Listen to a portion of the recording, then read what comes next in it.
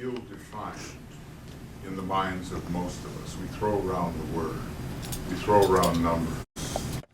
We say, oh, this is the subray here, and these are my triadal rays, and these are my monadic rays, and we haven't even got a good idea of what the monad is, or what the triad is, or the kind of perception that goes along with focusing in one of those areas. So we'll try to do that as well, you know. I mean, a lot of people, they just like visualize a triangle above their head or something. Or maybe there's a point. Here's the monad, it's a point. But a monad is a type of perception which eliminates quality. I know that's a radical statement. In other words, it is so fundamental.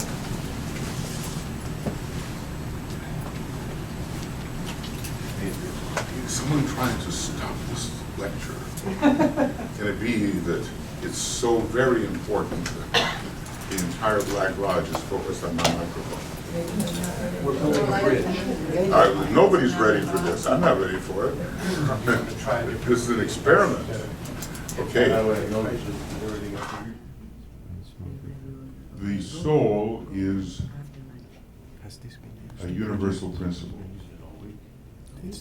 It is found as consciousness at the very height of the universe. The monad itself has soul. The spiritual triad is a special case of soul, severely limited from what it is in a universal sense. What we call the soul is really limited, and it is worked up, it is a type of consciousness which is worked up from experience in the dense physical body of the solar logos, consisting of the lower 21 subplanes, especially the lower 18 subplanes. It is a harvested type of experience which is supported by the presence of an aspect of the solar angel which infuses itself into a structure or matter on the higher mental plane and shapes it accordingly. So the entirety of the solar angel is not found in the egoic lotus. In other words, having pervaded the entire universe with a fragment of myself, I remain a fragment. Okay? So, it's a limited type of consciousness. It's all monad. Monadic consciousness is has a very tenuous kind of separative barrier, but still something.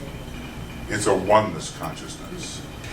As consciousness descends into the spiritual triad, it triplicates, it diversifies, and it's still monadic consciousness in a state of encapsulation, whether it's will, wisdom, or activity. When it descends, I'm going to cry. When it descends further,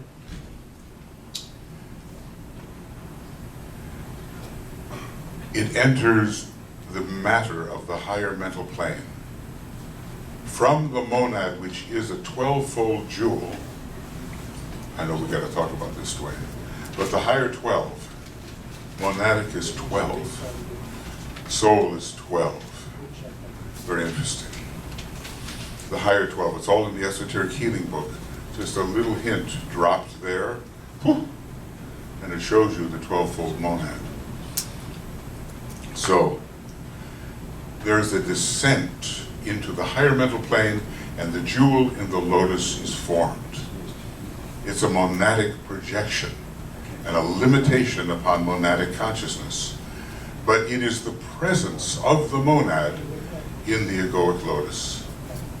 Now you've got the presence of the solar angel in the egoic logos. You have a dual presence. The monad, which has a long history, but is not yet advanced in terms of evolution in our solar systems. And you have the solar angel, which is very advanced, having become already an initiate in the previous solar system.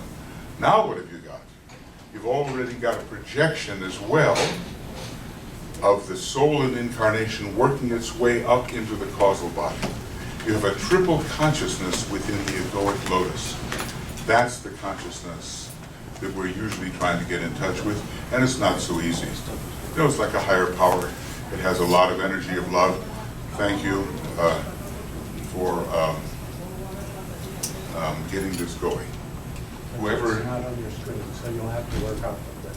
Okay, and what is that? Well, that's off of your computer. Oh, but it's a start. So It's you'll a have start. to navigate to your. I'll get, yes, if I can't get to my screen that I want to show you, then I know this is an attack. Dorothy, So yes. the solar angel is an initiate at the monadic level? The solar angel has already been to Sirius for training and was a human being in the previous solar system. The solar angel has undergone 2 falls.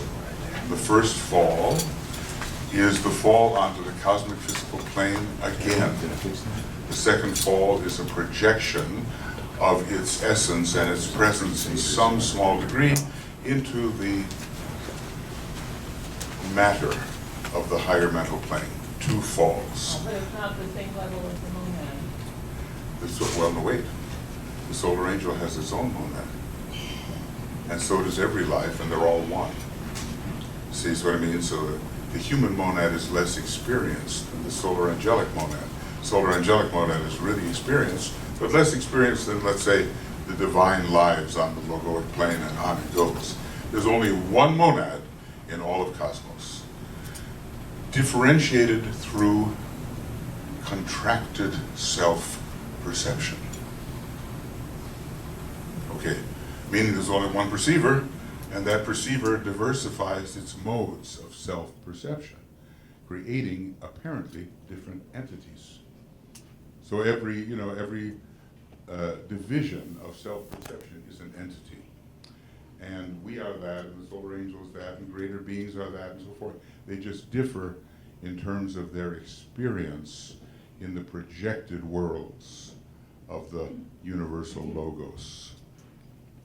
So basically, we're just new at this. The solar angel is already a member of the council within the sun. That's an amazing thing. There's a solar logoic council, which is analogous to Shambhala, and the solar angels are members of that. That's how far they've gone. And we're doing well if at the 5th or 6th degree, usually the 6th, we can become maybe a member of the council of our planet. Now that gives you an idea of how distinct and differentiated in terms of development the range is between the solar angel and the man. But just think, 49 solar angels make a planetary logos. It's kind of interesting. They have a group phenomena, and they become that. They're on their way to become that. But it's a group identity factor. I haven't quite figured out how they do it, but basically, identity is like mercury.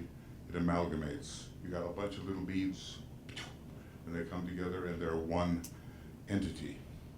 And the solar angels are on their way, one path of potentially becoming planetary logoi. So, you will not preserve, in other words, everybody's individuality is your individuality.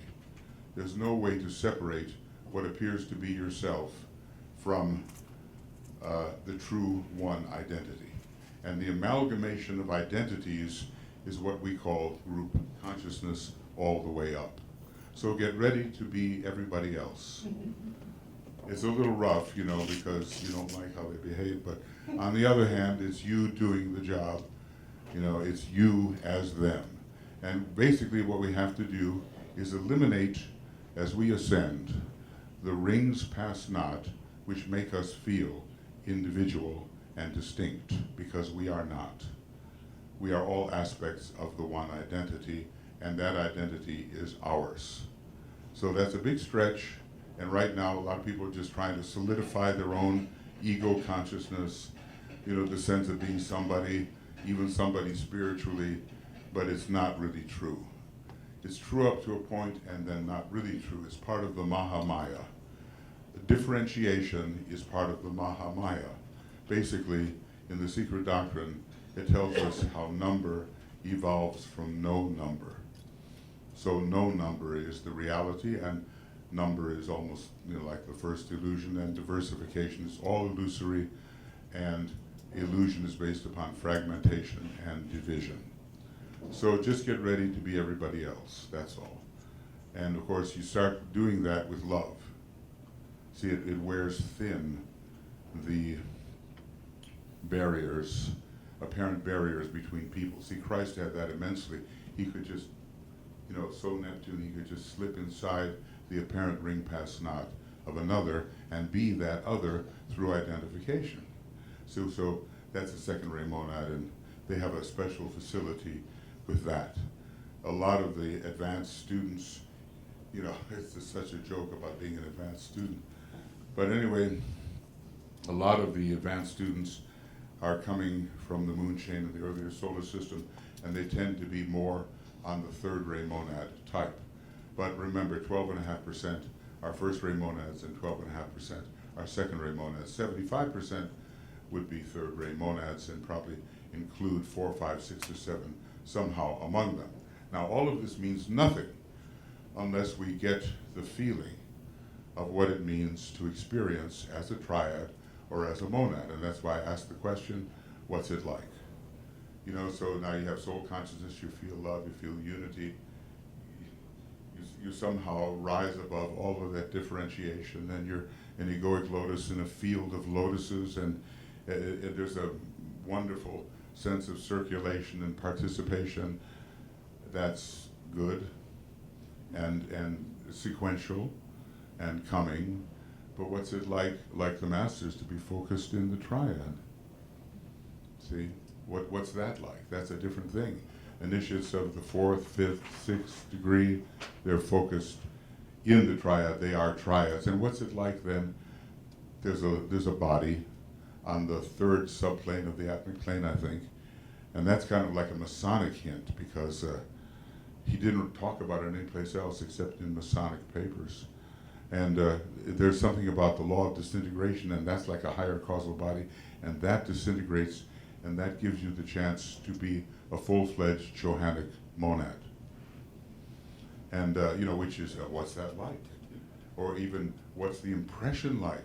To get a monadic impression? What can that be? And I have some ideas about it. But ideas are good, and experience is better. That's what we all want. We want the experience of being the triad, just the way the masters are, and we want the experience of being impressed by the monad, just the way the Chohans are. Okay? So it doesn't do any good to go in there and throw around a lot of numbers, because we always do that all the time. This number here, that number there. People came up with all the sub-rays of the spiritual triad. All my atmic permanent atom is on this ray, my Buddhic permanent atom is on this ray, my monastic permanent atom is on this ray, and they didn't even read what DK said, that they're all the same ray. See what I mean? They just get inventive. That's nice, but it doesn't help anything in terms of truth. So the truth is, and we'll try to get to it, and we'll try also to have a little bit of the experience of what it's like to be impressed by these higher parts of our own nature.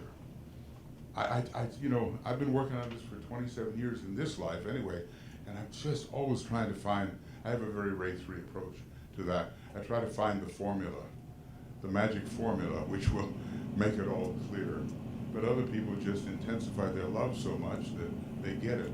And other people maybe overpower overpower illusion to such an extent that they force everything into oneness. I mean, you know, like a first-rate monad would do. So I have a little book. It's called On the Monad. It's fun to ride. And this book is free, and it's on Makara. And actually, I've reviewed it a little bit. It's fairly clear, even though I have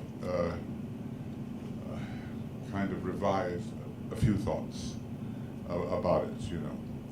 And it basically deals with the 3 types of monad and the 7 types of monad.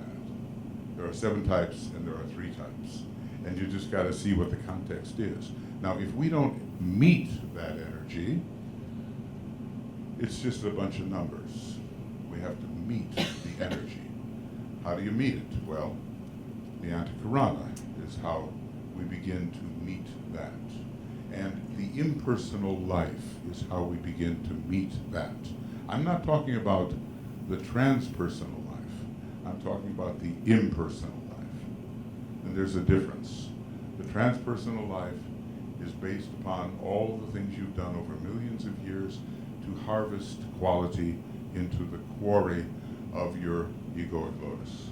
So that this is your personal wisdom, you might say, harvested and stored in the treasury of the egoic lotus. But the impersonal life relates to the planetary logos and you as a part of it, and to the solar logos and you as a part of it, and it has to do with where you've been before you ever bothered with this redemption method here on this planet. We have a big, you know what I mean, a big arc, and we go on a redemptive trip, and before that we were something. Now, when you look at Blavatsky, she pretty well looks at the monad as a tabula rasa, as if it's just a passive spiritual essence, but not DK. DK says something different. DK says the monad has a huge, vast pre-experience before coming to Earth. And it probably starts on non-sacred planets, and it probably starts in the sun, and it probably starts in certain solar systems, which are the chakras of our local one about whom not may be said, and it probably starts way, way, way, way, way back, a huge descending experience, which is out of touch with us right now, but we're working our way back. Okay? Now, I'm going to approach my computer.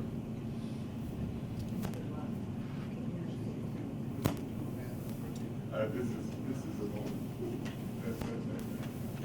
What's your periods today? I like this, but there's something basically wrong with it because I don't see anything on my computer.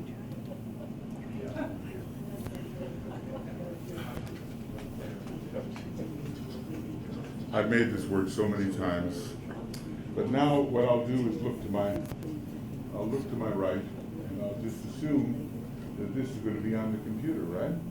Okay, so. Okay. No, but that's a special, that is a special area, and it can do both. But we'll do that in the break. We'll take care of that.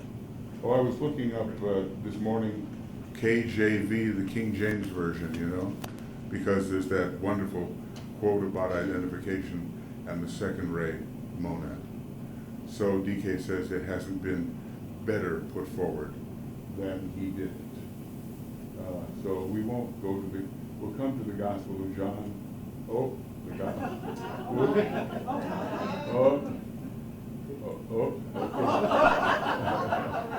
Okay, I tell you what. I think I better, oh my goodness.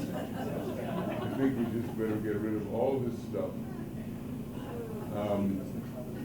Now, you know, this is a little bit, I feel a little discombobulated doing it this way. You can understand. And there's a problem also with, yeah, there it is, okay. So I'll try to get to the point where I actually had a schedule. This is the Advancing 7-Ray Seminar. Where's it going? That's a good question. Come on. Okay. Right, this is the Advancing Seven Ray Seminar. Yeah, I'm gonna find a way. And do you see anything that says schedule? Third one down, that's it. Okay. Now, I want to let you know what we're going to do, even though we're already behind schedule. Okay? And is there any way for me to make this smaller? Yes, I can. Don't you just love? All right, this is it. This is what we're going to do. We had our welcome. We broke into two groups. We're going to have a little meditation on our ray formula at the present moment. There will be supervised small group work. All of us will help supervise the small group work, and maybe, where's Nicholas? He'd be a good one. He's there. Is he there? Oh, okay. Nicholas knows something about this, so maybe if we can divide into small groups, we'll see. I'll be back in a little while. I'm sorry. I'll did be you back say? in a little while. I need to. Okay. I don't know if I heard anything, but it doesn't mean. Okay, so now we're going to have this small group work. We're a little behind. We're going to have a brief break where we scramble like mad to see if I can see anything on my computer. And then we're going to review the 7 words of power in building the Antikarana. Now, isn't that interesting? 7 words. Sometimes he says there's only 3 things going on. Sometimes he says there's 7. There's a bunch of quotes about the 7-fold monad, and there are 7 circles on the monadic plane. And it's not just devas, you know, there are human and deva monads, but we can find ourselves in any one of those 7 circles, plus the 3 above. So then we're going to have a little work on the Antikarana, slight, and supervised small group work again. I think we have to cut out lunch today. I don't see any other. You won't mind, will you? Okay. This is an exemplification of the law of sacrifice, you see. We have to pass the first law of the soul before we can get into this stuff. All right. Then in the afternoon, we'll talk about the function of the spiritual triad and the ray structure of the spiritual triad. Then we will have a meditation touching on the soul ray as it appears within the spiritual triad. And that may be a new thought to you, okay? Then we will meditate upon an additional triadal quality which comes from the 2 levels of the monad. Now remember, all of this is just a bunch of numbers and concepts unless we feel something. See what I mean? That's the whole thing. And every once in a while, you know, I work on this. It may be like totally blank, just blank. Then I say something to myself, I get a good magical formula going, and then bang, it's there. See what I mean? So we're not at the point, I don't think, where we can always necessarily predict contact with these higher levels. At least that's my experience. Sometimes it comes, sometimes it doesn't. Okay, then we'll have a little more supervised small group work. By that time, you'll be supervising us. And then something on the nature of being. We'll talk about the 7 rays associated with the monad, and meditation on the 2 levels of monadic rays. And I'll try to explain why there are 2 levels of monadic rays. And, you know, it says Michael and team, so basically team, they can say something. Okay. Then we'll have supper. Then, for those who want to come back for the first ray monad, Francis will present all that can be known about the first ray monad.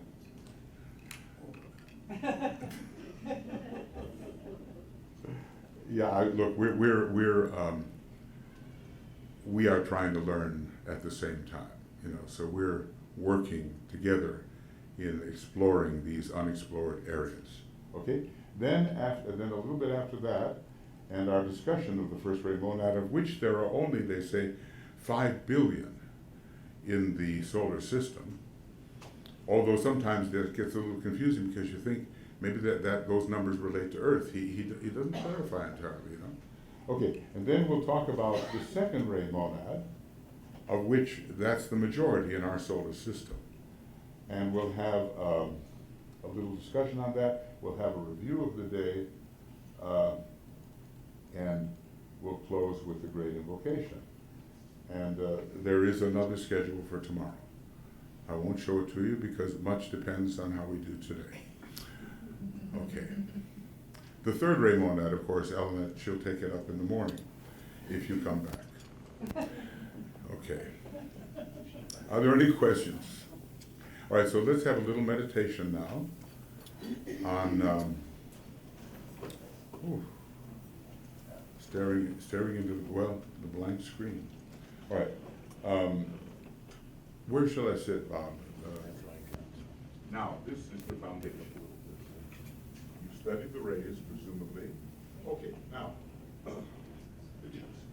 let's take a look from the soul perspective, from the detached perspective, at our present ray hypothesis.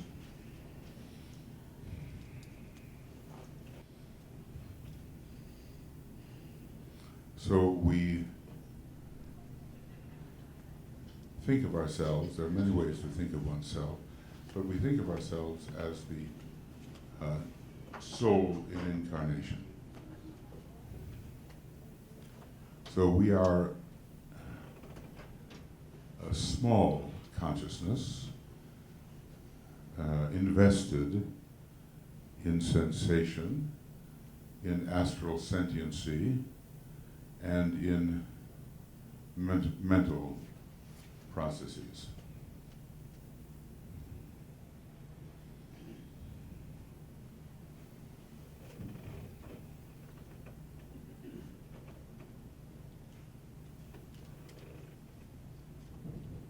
And it's always better to look at something from a distance if you want to see it more in perspective.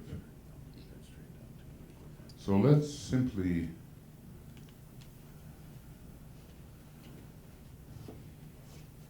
take the soul position, as it were, imaginatively, and review why we think we have a physical etheric body on a certain ray.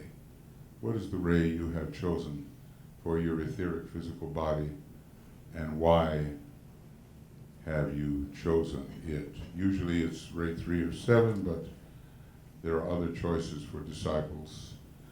Ray 1 comes up sometimes, ray 6 rarely, but it does come up. Alice Beatty once said you could have any ray. I don't know if I trust that, but she said so.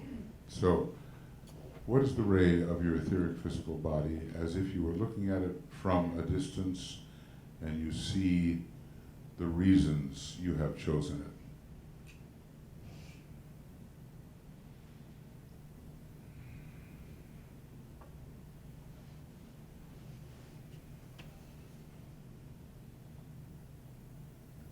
You always have to have reasons. It doesn't do to just say that's what it is. You have to back it up with observation and reasoning.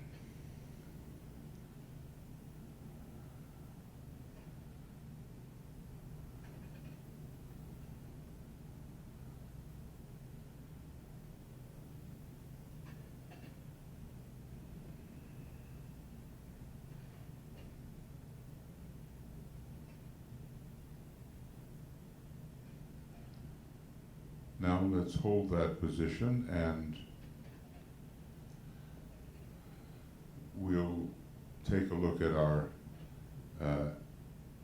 astral sentient responsiveness, the pattern there. It's usually ray 2 or ray 6, and the great majority of DK students were on the 6th ray in their astral body, the devotional ray, but ray 1 would show up now and then. And interestingly, other rays, even in his examples, even something like ray 5 or ray 7 showed up. I mean, who knows what that would be like, but anything is possible. So look at the way your sentient body behaves.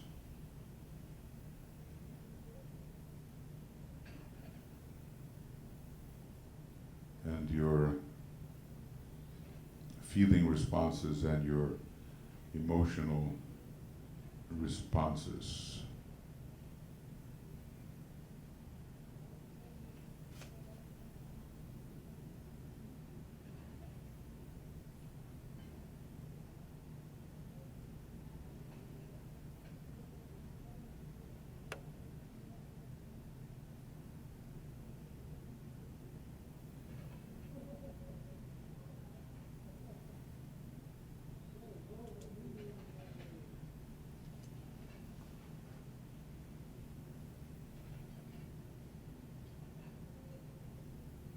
Okay, so make note of what you think is going on there as the ray conditioning your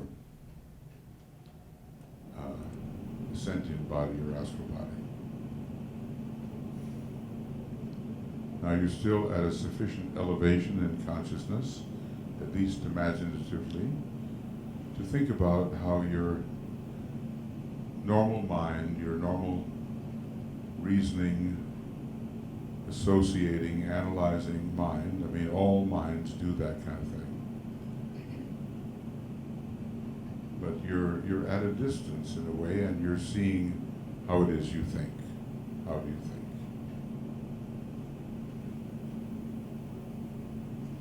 And normally the rays are 1, 4, and 5, but ray 2 and ray 3 minds were showing up, and not so much ray 6. That was more for the Buddha and the Catholic churches, he said. That's kind of interesting. Very different applications of ray 6. And as was read the other day, ray 7 in the mind is showing up at the time of the first initiation. But anyway, usually 1, 4, or 5. So how is it that you think? What are the characteristics of your normal, fairly concrete thought process?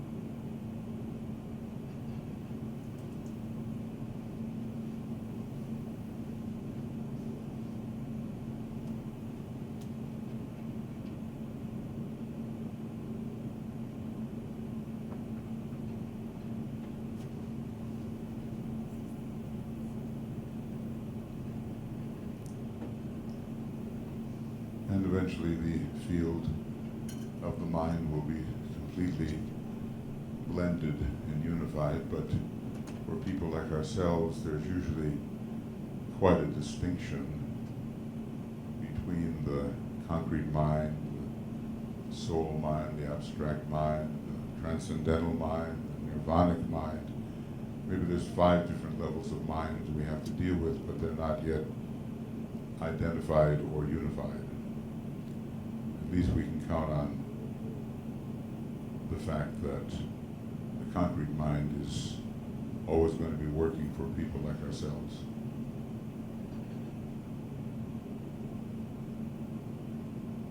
Okay, so now you have 3 rays which are part of your hypothesis, and maybe you are feeling quite strong about them, maybe you have doubt, etc.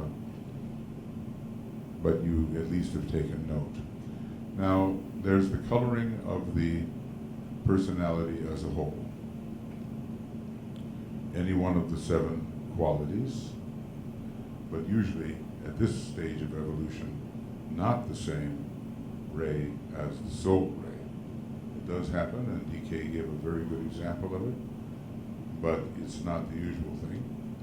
And it did not happen, not even one time, with the 50 or so students for whom DK gave the rays and discussed their discipleship. So take a look at, as if you were far away from it, how that personality operates in the social world, in the general environment.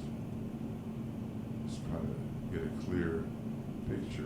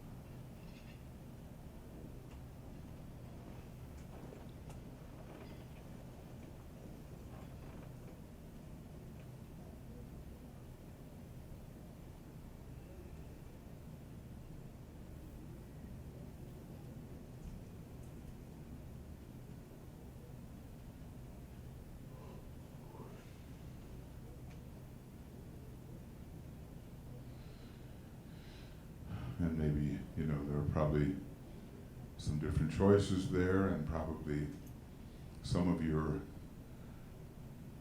major planets which rule your sun sign, let us say, at least that. Throw in some rays which are quite present, but overall, what do you see as to how your personality is operating? By this stage of life, we should be at least an integrated personality in the intelligence sense.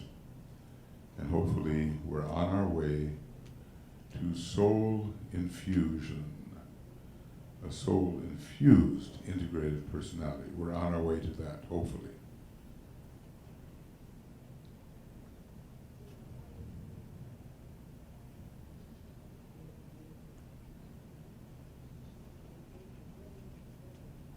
Now, the next and final thing we'll deal with is, you kind of visualize yourself inside your egoic lotus. None of us is a fully blown egoic lotus, otherwise we wouldn't have one. It would be the fourth initiation. So one can be on the border of that. But let's just say that somehow you're in the field of spiritual intelligence, spiritual love, a spiritual will of a kind, sacrificial for all aspects of the soul, sacrificial will, sacrificial love, sacrificial intelligence, and you're hovering above the personality, as it were. It's a truer identity. What is that ray that is pervading this particular space in consciousness? What do you think it is, and why do you think it is so?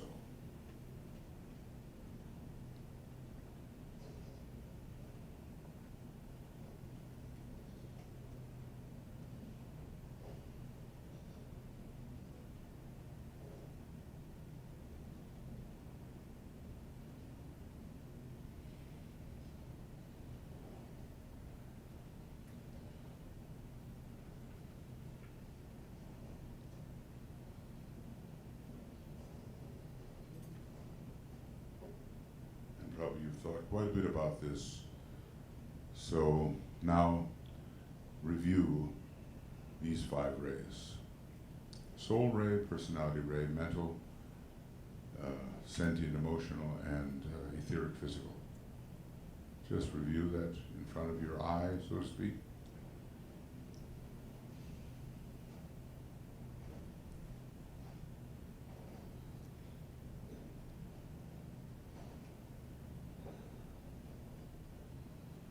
And this is the foundation with which you are working. Now, in this class, we're going to try to expand that, but not just play a numbers game. We've got to expand the impression so that you discover what is the kind of perception of the spiritual triad, and where do those rays come from. And even, if we're fortunate enough, what is this monadic impression? Now, you know, you pretty well have to reach the third degree to be really sure about these things, and even then, it's not a straight shot. The fourth degree will put you into real connection with the monad, and then who knows, the upper part of the monad is still another factor. So we want our experience to go along with our speculation, but at least the first 5 factors. So just take a look. What do you have?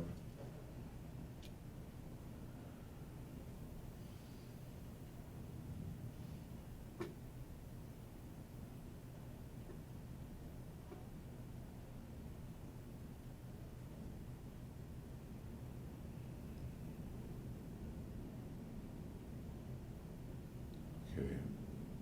So let's just simply sound the Om to confirm what we think we are seeing.